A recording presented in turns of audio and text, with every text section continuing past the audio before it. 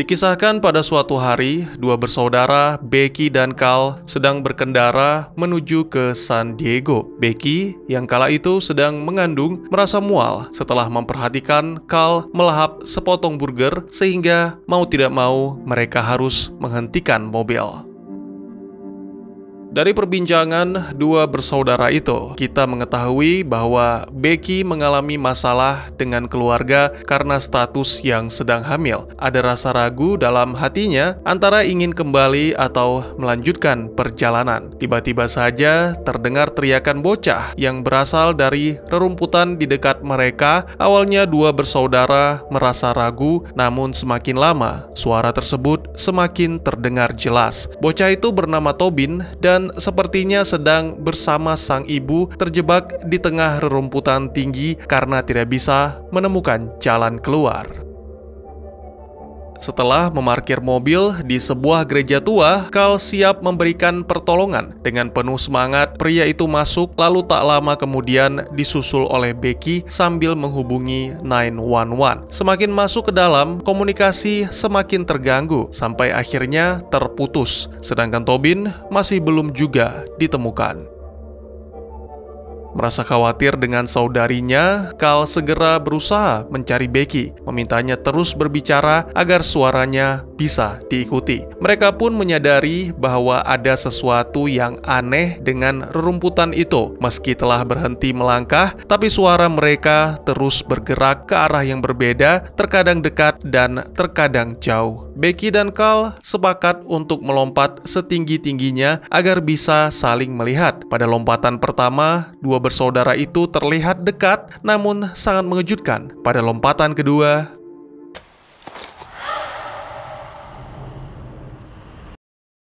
ya, sepenggal kisah pembuka dari film yang akan saya ceritakan berjudul In the Tall Grass, sebuah film yang rilis di tahun 2019, garapan sutradara Vincenzo Natali dengan para aktor berakting cukup menawan memerankan karakter-karakternya. Baik, tidak perlu berlama-lama lagi, silahkan seruput itu kopi dan mari ceritanya kita lanjuti. Film dimulai dengan menampilkan Carl yang panik berlari tak tentu arah mengikuti suara saudarinya sampai-sampai terjatuh. Carl melihat darah pada rumput, lalu setelah mengintip lebih dalam, dia menemukan bangkai seekor anjing yang telah membusuk. Ketakutan mulai dirasakan, namun Becky meminta Carl agar tetap tenang dan yakin mereka bisa keluar dari sana. Tidak ada lagi misi penyelamatan, kini mereka berdua hanya berfokus untuk keluar lalu mencari bantuan. Tak terasa malam pun tiba, keduanya masih saling memanggil tapi tak saling menemukan. Mendadak, suara Carl menjadi begitu dekat, namun yang muncul adalah seorang pria yang mengaku sebagai ayahnya Tobin. Pria itu langsung mengajak Becky untuk ikut dengannya. Dia sangat memahami kewaspadaan Becky terhadap orang asing. Oleh karena itu, ayah Tobin memperkenalkan diri sebagai Ross Humboldt, seorang agen real estate. Ross mengaku mengetahui jalan keluar, namun dia sengaja kembali untuk menyelamatkan istrinya Natalie dan putranya Tobin. Selain itu, dia juga berjanji akan membantu Becky untuk menemukan Carl. Sementara itu, ternyata Carl masih terus memanggil dan mencari Becky. Ketika mulai putus asa, tiba-tiba saja seorang bocah menghampiri. Ya, bocah itu bernama Tobin. Menurutnya, Carl masih bisa menemukan Becky, namun akan lebih mudah jika Becky dalam keadaan mati, karena tanah tidak menggerakkan yang mati. Sembari mengubur bangkai gagak, bocah itu menjelaskan bahwa suara panggilan bukan dari dirinya dan apa yang dialami oleh Carl juga dialami oleh keluarga Tobin, di mana kala itu mereka mendengar panggilan dari seorang pria dan berakhir terjebak di tengah rerumputan sampai sekarang. Namun tidak bisa dipastikan berapa lama mereka telah berada di sana. Selain itu, Tobin juga menjelaskan tentang batu yang bisa mendengar rerumputan. Ya, tumbuhan itu mengetahui segalanya dan mungkin saja bisa membantu Carl untuk menemukan Becky. Tobin berjanji akan menunjukkannya. Kembali ke Becky dan Ross, dalam pencarian, mereka membicarakan tentang kehamilan dan tentang kekasih Becky yang belum siap akan kehadiran seorang anak. Itu sangat disayangkan karena menurut Ross, keluarga adalah segala-galanya. Tiba-tiba saja, Ross menghilang di balik rerumputan.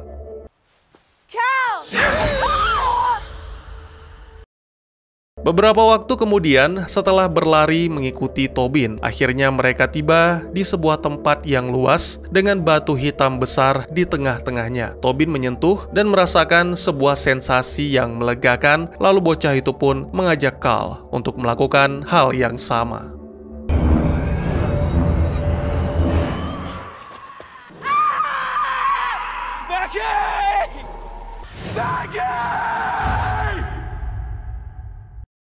Siang hari, ditampilkan seorang pria yang mencari Becky dan Carl. Setelah sempat mampir di pom bensin, pria itu pun melanjutkan perjalanan sampai akhirnya menemukan gereja tua. Tidak ada siapapun di dalam gereja, namun di halamannya, pria itu menemukan mobil Becky yang sepertinya sudah berbulan-bulan berada di sana, serta sebuah buku di tepi jalan yang mengisyaratkan bahwa Becky telah masuk ke dalam rerumputan. Pria itu berinisiatif mengikat beberapa rumput sebagai penanda jalan. Namun sangat mengejutkan, tanpa dia sadari, rumput-rumput itu melepaskan diri untuk kembali menjadi seperti semula. Pria itu pun mulai merasakan keanehan melihat posisi matahari yang seketika berubah. Itu menandakan bahwa dia telah berada di sana selama berjam-jam. Pada malam harinya, ketika beristirahat sambil memandangi foto Becky, tiba-tiba saja Tobin datang menghampiri, mengajak pria itu mendengarkan suara orang-orang yang juga berada di sana, tapi tidak terhubung seperti Tobin dan Travis. Ya, Tobin mengetahui nama pria itu, bahkan mengetahui tujuan Travis, yaitu mencari Becky. Hanya saja, yang menjadi pertanyaan bagi Tobin adalah bagaimana mungkin Travis bisa lupa bahwa mereka saling mengenal. Are you sure you want to see her? Of course, But you gotta stay close. Sama halnya dengan Carl, Travis juga diajak oleh Tobin untuk ikut agar dibawa ke lokasi Becky berada. Itu benar-benar mudah karena seperti yang dikatakan sebelumnya, tanah tidak menggerakkan yang mati. Tak lama kemudian, Tobin pun menghilang tanpa jejak. Setetes embun di pagi hari membangunkan Travis di sebelah mayat Becky yang telah membusuk. Beberapa waktu kemudian, ketika mencari jalan keluar, pria itu mendengar suara mobil dan percakapan beberapa orang yang ternyata adalah keluarga Tobin sedang berhenti di depan gereja. Tobin pun merasa ketakutan dan bertanya-tanya bagaimana pria itu bisa mengetahui namanya. Tiba-tiba saja, anjing Tobin yang bernama Freddy nekat masuk ke dalam rerumputan sehingga membuat Tobin beserta ayah dan ibunya menyusul. Travis mencoba memperingatkan untuk segera keluar, namun sayangnya itu terlambat karena keluarga Tobin sudah terpisah. Lalu malam harinya, Ross yang sibuk mengumpat menemukan batu hitam di antara rerumputan.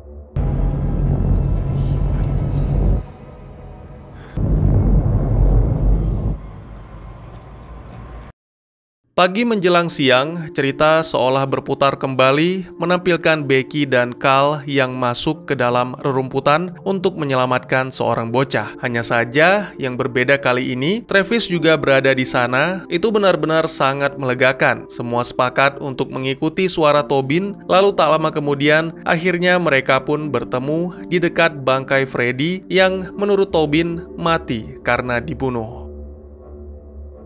Tidak ada yang bisa menjelaskan bagaimana Travis yang berniat menyusul Becky dan Carl bisa lebih dulu tiba dan terjebak di rerumputan. Tapi yang pasti, mereka harus segera keluar karena Becky merasakan ada sesuatu yang mengawasi. Travis memiliki ide brilian, yaitu meminta Tobin naik ke atas pundaknya, mengikuti bangunan yang diyakini adalah gereja. Perjalanan pun dimulai sembari membicarakan tentang harapan. Mungkin saja akan ada yang berinisiatif aktif mencari mereka. Tiba-tiba, Becky merasa kesakitan karena bayinya menendang. Meski belum mengetahui jenis kelaminnya, Becky tetap yakin bahwa bayinya perempuan, oleh karena itu dia menamainya Ginny. Ponsel yang sebelumnya tidak berfungsi, kini kembali menyala, bahkan ada seorang penelepon misterius yang memperingatkan agar tidak membiarkan Carl menyakiti Travis atau kesalahan yang sama akan terus terulang. Itu benar-benar aneh dan sekaligus menjadi alasan bagi mereka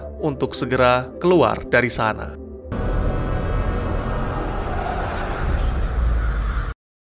Beberapa waktu kemudian, Becky kembali merasa kesakitan sehingga membuatnya berhalusinasi sampai akhirnya pingsan. Di tengah-tengah kepanikan, Ross mendadak muncul memberi pertolongan dan untungnya Becky masih bisa diselamatkan. Ross terlihat bahagia bertemu dengan putranya. Sama seperti sebelumnya, pria itu mengaku telah berhasil keluar tapi kembali masuk karena ingin menyelamatkan keluarganya. Cara Travis sebelumnya sudah tidak berhasil. Bangunan gereja tidak lagi terlihat, oleh karena itu mengikuti Ross adalah satu-satunya pilihan. Malam harinya, setelah berjam-jam melakukan perjalanan, akhirnya mereka tiba di lokasi batu. Ross menunjukkan caranya, yaitu hanya menyentuh. Dengan begitu, mereka akan mengetahui jalan keluar. Tiba-tiba saja, seorang wanita menghentikan Carl. Ternyata itu adalah istri Ross, Natalie. Dia memperingatkan semua orang untuk tidak mempercayai Ross dan hal-hal buruk lainnya. Namun, Ross sendiri hanya membantah dan terlihat bingung dengan sikap istrinya. Pria itu mencoba menjelaskan tentang batu dan segala kebaikan serta sensasi yang akan mereka rasakan. Semua akan menjadi begitu mudah hanya dengan menempelkan telapak tangan pada batu itu.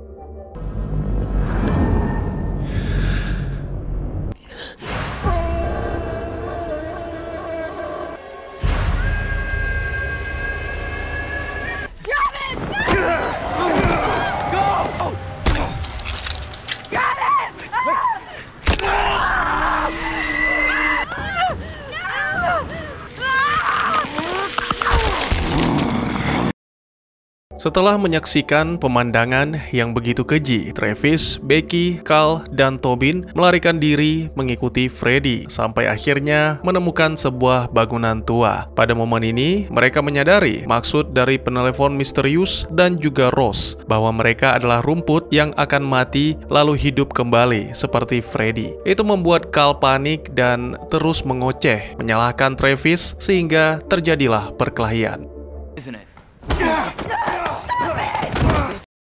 Mendengar kegaduhan membuat Ross datang dan mereka pun terpaksa harus berlindung di rooftop. Terlihat jarak gereja yang ternyata begitu dekat. Bahkan Freddy bisa tiba lebih cepat seolah ada jalan pintas di dalam rerumputan. Namun siapa yang bisa menjamin nasib mereka akan sama seperti Freddy? Tiba-tiba saja Travis tergelincir, bukannya menolong, Carl malah melihatnya sebagai kesempatan untuk menyingkirkan Travis dari kehidupan sang adik.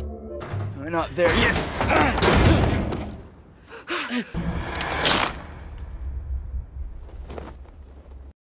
Tidak disangka-sangka, ternyata ada lubang lain yang membuat Ross bisa menyusul mereka. Menyadari tidak adanya Travis, membuat Becky bertanya-tanya. Akhirnya, pada momen ini, Carl mengungkapkan isi hatinya sehingga membuat Becky merasa jijik. Lalu, setelah ditinggalkan oleh Becky, tiba-tiba saja Ross menangkap Carl, menjelaskan bahwa kejadian ini sama seperti sebelumnya. Apapun yang dilakukan Carl, hasilnya akan tetap sama.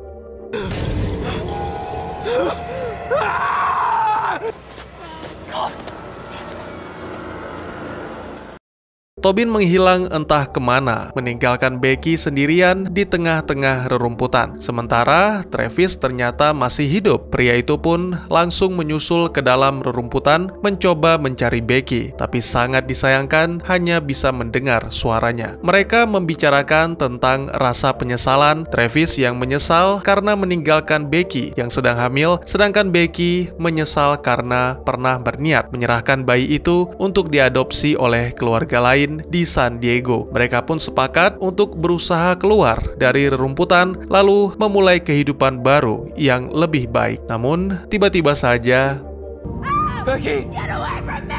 Becky, what's going on? But she just won't listen. You want to touch the rock, darling?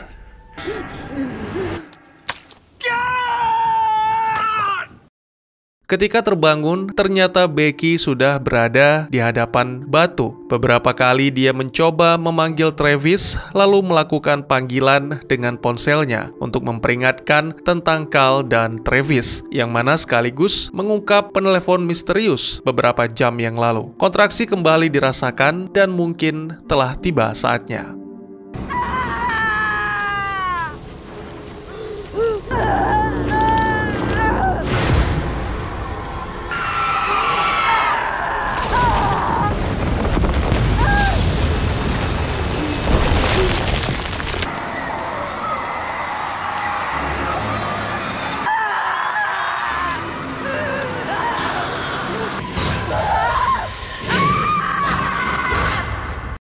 Beberapa waktu kemudian, ketika kembali terbangun, Becky secara samar melihat sang kakak memujinya, memberikan minum dan juga makanan. Becky benar-benar menikmati makanan tersebut, namun semakin lama, semakin dia mengenal rasanya karena ternyata Big bunches of grass. Here's another piece. Like you. tak lama kemudian, Travis pun tiba di lokasi batu, melihat Becky dalam keadaan lemah tak berdaya dan terus menanyakan tentang bayinya. Ternyata Tobin juga berada di sana, menjelaskan bahwa semua ini terus berulang dan tidak akan berhenti. Bahkan Tobin meyakini bahwa ayahnya saat ini sedang mengawasi. If you want to finish us, then just do it already! No. Ross menjelaskan bahwa keinginannya adalah mereka semua bisa mendapat penebusan. Dengan sebatang tulang, Ross menikam Travis, lalu segera pria itu beralih ke putranya untuk dipaksa menyentuh batu penebus dosa. Tiba-tiba saja, Becky bangkit menikam mata Ross. Travis langsung memanfaatkan kesempatan tersebut untuk menghabisi Ross dan berharap bisa mengakhiri malapetaka. And neither are you!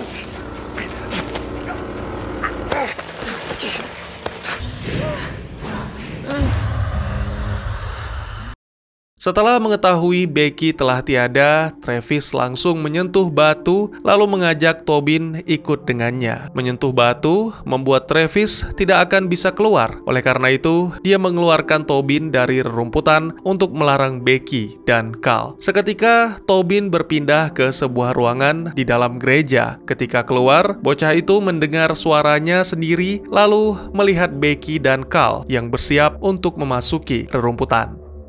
Don't listen to him. Get back in the car. You have to go. Sekuat tenaga, Tobin berusaha melarang Becky dan Carl untuk tidak masuk, serta menunjukkan sebuah kalung dari Travis. Itu membuat Becky mulai percaya, sehingga wanita itu langsung mengajak Carl pergi, membawa Tobin ke kantor polisi. Ya, Becky membatalkan tujuan mereka ke San Diego karena dia telah bertekad untuk membangun keluarga kecilnya bersama Ginny. Film pun ditutup dengan menampilkan mobil Becky yang pergi, serta Travis yang masih berada di dalam rerumputan dan mungkin untuk selamanya. Dan tamat. Buat yang belum tahu, In the Tall Grass juga berdasarkan dari novel Stephen King, tapi kali ini bersama dengan Joe Hill. Berbeda dengan Dreamcatcher, akhir film ini sangat berbeda dengan novelnya. Saya sangat yakin pasti membuat semua penonton bertanya-tanya tentang apa artinya dari semua itu. Rerumputan memanipulasi ruang dan waktu, sehingga membuat 3 kelompok yang masuk terjebak dalam lingkaran waktu di mana mereka terus mengikuti suara satu sama lain. Atau untuk kasus Travis, dia mengikuti jejak dari buku yang ditinggalkan Becky. Di dalam putaran waktu ini, mereka mati berulang kali karena dibunuh oleh Ross. Dan satu-satunya harapan atas penebusan mereka adalah batu di tengah-tengah rerumputan yang akan memberitahu jalan keluar. Jadi menjelang akhir, setelah mengetahui kematian Becky, Travis juga menyadari bahwa dirinya sekarat akibat ditikam oleh Ross. Pria itu pun memutuskan untuk menyentuh batu demi mendapatkan pengetahuan tentang rumput yang kemudian dia gunakan untuk membawa Tobin ke gereja. Sehingga bocah itu berhasil melarang Becky dan Carl masuk ke dalam rumput. Nah, selanjutnya ini yang bikin bingung. Apakah dengan membantu Tobin keluar dan memperingatkan Becky untuk menjauh dari rumput, Travis bisa menghentikan pengulangan waktu dan juga membebaskan dirinya sendiri, Ross dan Natalie? Oke, dalam adegan penutup, Travis ditampilkan dalam kondisi sekarat, tergeletak, lalu rumput menutupi dirinya. Namun, jika kita perhatikan, dalam perjalanan waktu, Travis awalnya tidak mencari Becky dan Carl, sampai dua bersaudara itu menghilang tanpa kabar selama 2 bulan. Ini mengisyaratkan bahwa selain Travis yang sekarat di rerumputan, ada Travis lain yang masih berada di rumah.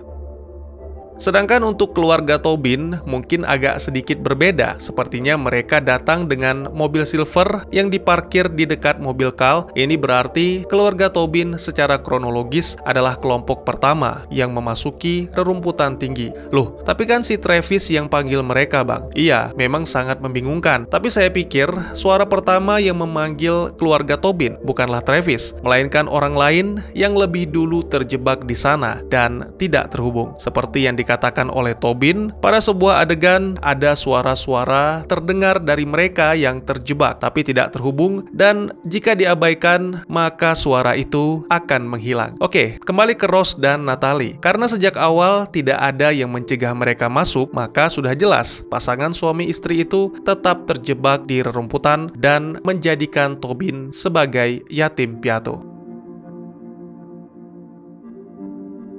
Mekanisme time travel ini memang membingungkan, bukan sedikit, tapi sangat. Namun, sengaja dibiarkan demikian, yang mana kemungkinan sangat pas untuk sebuah film horor. Ini bukanlah hal baru bagi Stephen King, karena beliau suka memadukan kengerian dengan sedikit fiksi ilmiah. Sementara para penonton berteori tentang garis waktu alternatif yang bercabang atau parallel universe yang diciptakan dari pelarian Tobin. Keterangan sederhana dari film ini adalah bahwa Tobin, Becky, dan Carl berhasil melarikan diri, sedangkan Travis, Ross, dan Natalie tidak.